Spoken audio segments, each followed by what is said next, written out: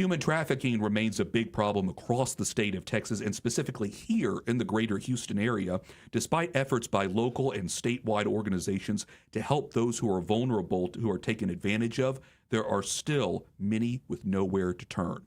Joining us on the program to talk more about the problem here in the greater Houston area is Lucresia Montez. She's a social worker. She's also a human trafficking grant coordinator at the San José Clinic. Lucresia, thank you so much for taking the time to come here and visit us at KSHJ. You're welcome. Thank you for having me.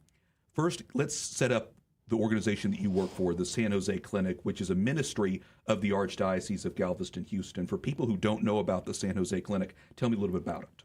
Yes, for those of you that don't know about San José Clinic, what we do is we provide quality medical care to those that are uninsured or underinsured, which is a huge population within our community. They're allowed to access specialty services, dental services, and pharmaceutical, as well as mental health. And this is so vital for so many people, like you said, here in the greater Houston area who are in need. How long have the San José Clinic been around now providing that? We're going on 102 years. Wow, yeah. So just recently celebrated the 100 Yes. years. And how long have you been at the San José Clinic now?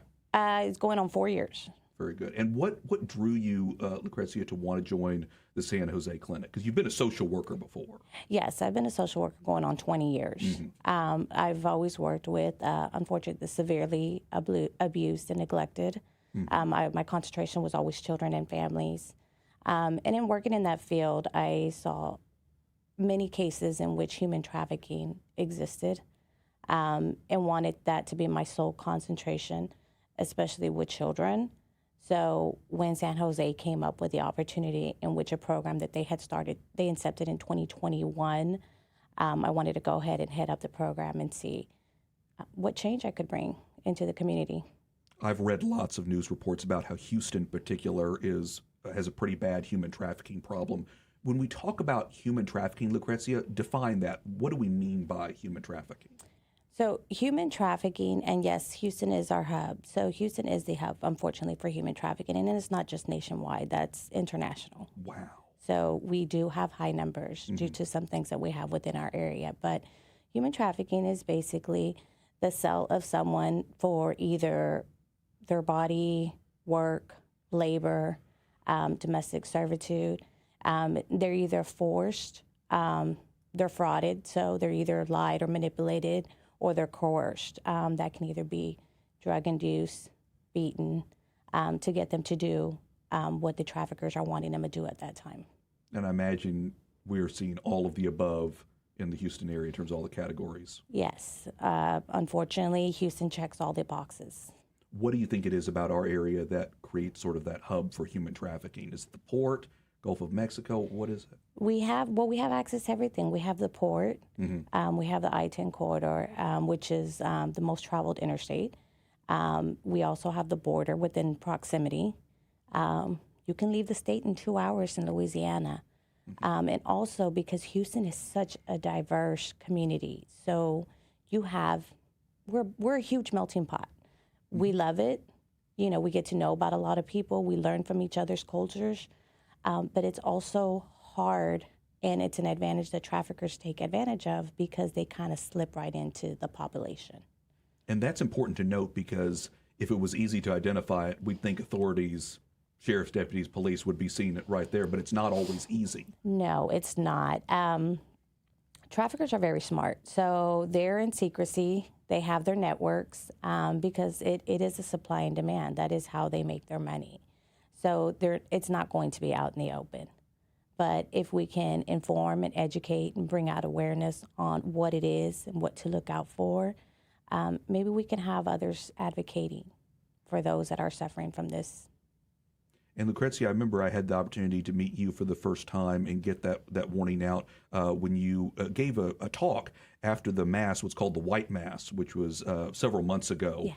At St. Anne's Catholic Church. And you were talking with Catholic medical professionals about the need to be aware of the human trafficking problem here in the Houston area. And you were giving them tips, things to look for people who might be vulnerable. What kind of ideas were you telling them? We were talking about personal hygiene. Mm-hmm. Personal hygiene is always a big one. Signs of malnourishment A lot of times these victims aren't given the food or the 3 times the meals a day that they should be taking. Also, you want to look for branding. Often their traffickers will put tattoos to brand who they belong to. It can be anywhere from the back of their neck to around their neck to on their arms, upper thighs. Branding is a huge one in this area. It can be from the barcodes to the names of the traffickers to a symbol. Mm-hmm. So those are a few things to look out for. And so I would think medical professionals would be a good group to talk to about that, because what oftentimes somebody who's human trafficking might end up at a clinic or at a hospital in trouble. And if they're aware of what the signs are, like a certain tattoo of branding, like malnourishment, there Yes. might be some signs that they should There might be some signs. Mm-hmm. And then also as medical professionals, once they get into the assessing the client and then completing the exams that they're completing, other things can come out.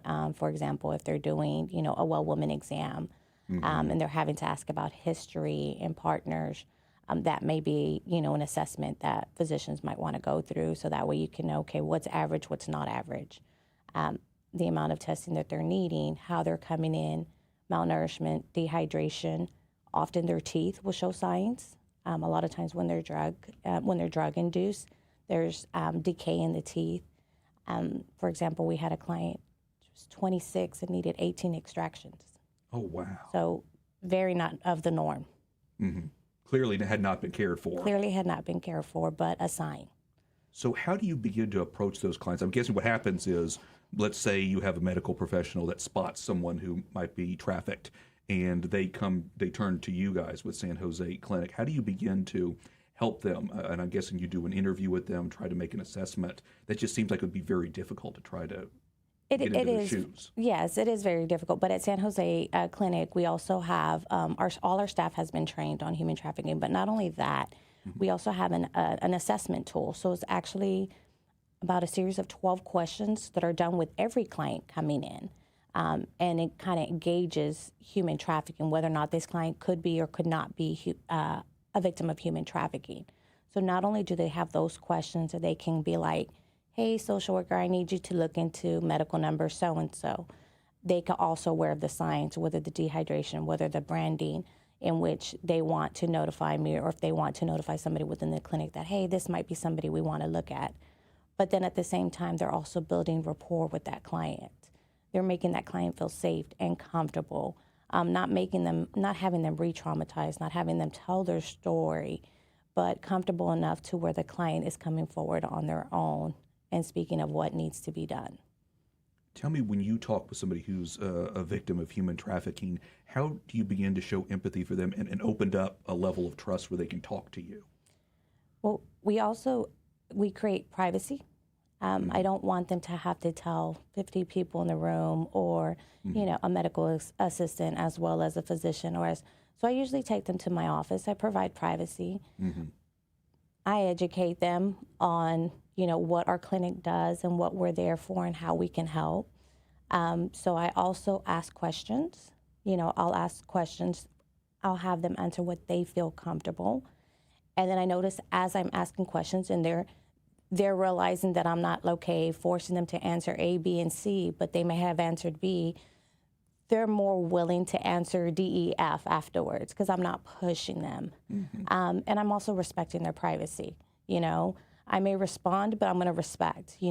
Sometimes when I have adults that are there and they are in what they call the life, and they're being trafficked, and they're not ready to get out yet, I'm not there to judge.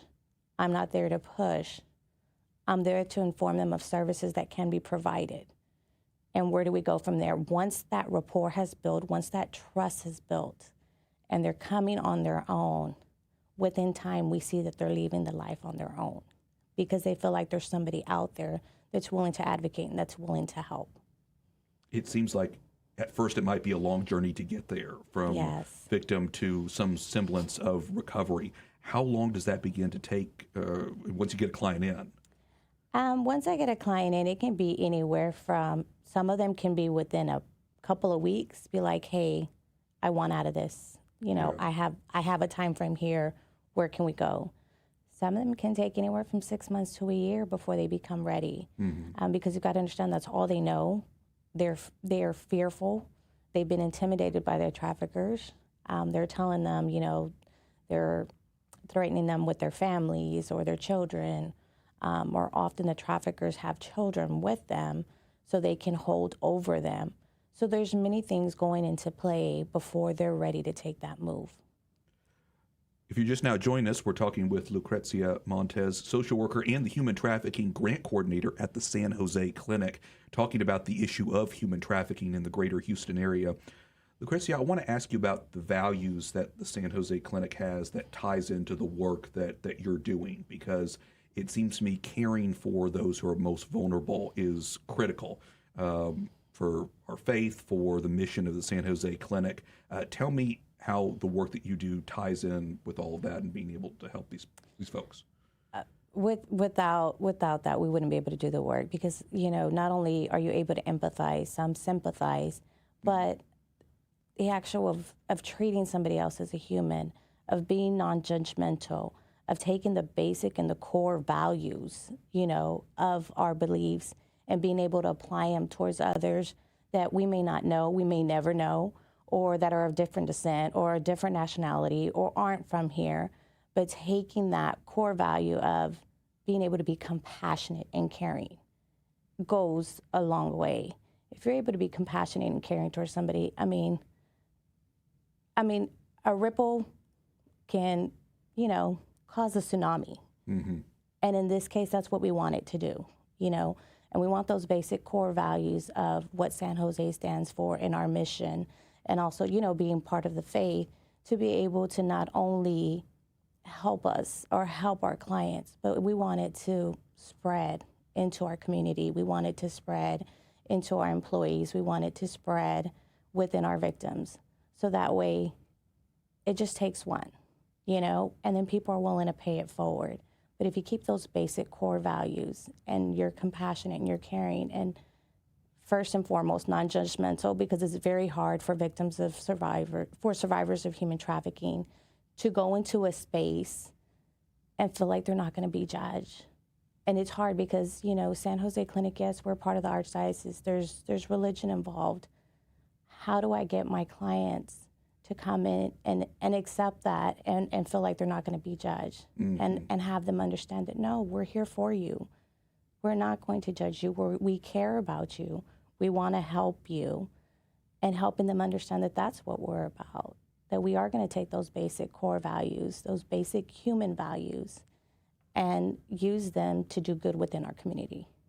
Is it rewarding for you personally, Lucresia, to see somebody who was a victim of human trafficking, to have talked with them, to see them go through a recovery process, see them go through this and come out the other side and be able to live a good life now?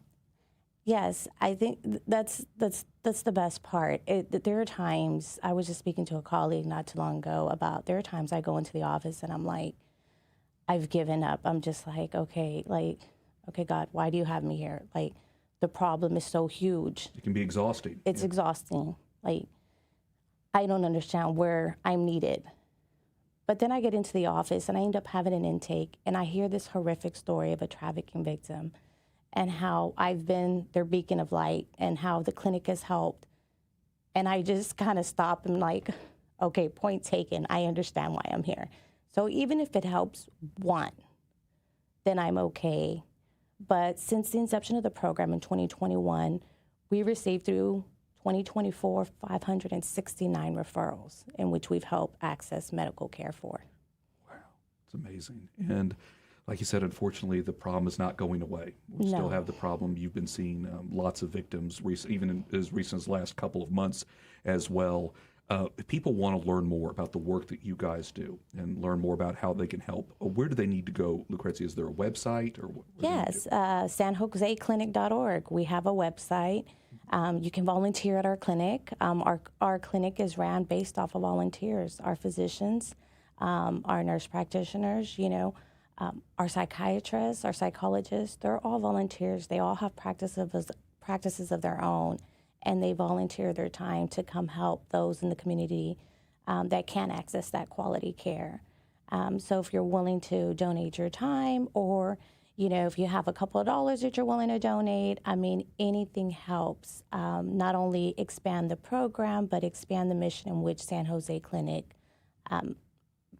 bases its belief off of, because we not only have the human trafficking program, we provide quality access to health care for those in need, whether you're uninsured or underinsured.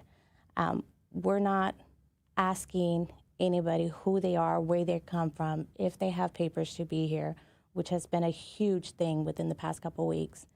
We're there to provide care, and that is our main goal. Awareness is so important on this issue and continues to need to be brought up. So that's why we really appreciate your coming in. Again, Lucrecia, give me the website for the San Jose Clinic. It is www.sanjoseclinic.org. Okay, sanjoseclinic.org. Very good. Very easy to remember. So that's great. Well, like I said, it's such an important issue. We really appreciate it and continue to appreciate the work that you do. We'll also encourage our listeners to this program to continue to pray for all of those who are victims of human trafficking, whether they're local in the greater Houston area or around the world. Prayers are needed right now. Lucresia Montez, Human Trafficking Grant Coordinator for the San Jose Clinic, thank you so much. We really appreciate it. Thank you so much.